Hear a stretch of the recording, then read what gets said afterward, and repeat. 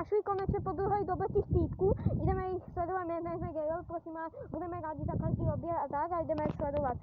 Debili, ale já jsem jich neviděl, dobré. Takže rychle musíme jít, aby jsme jich dostihli.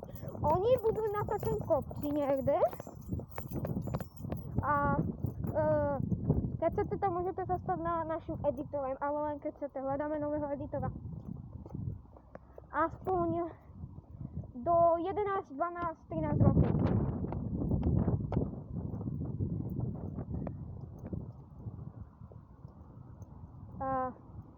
Oni išli někde, oni byli tu někde na této cestičce, takže oni budou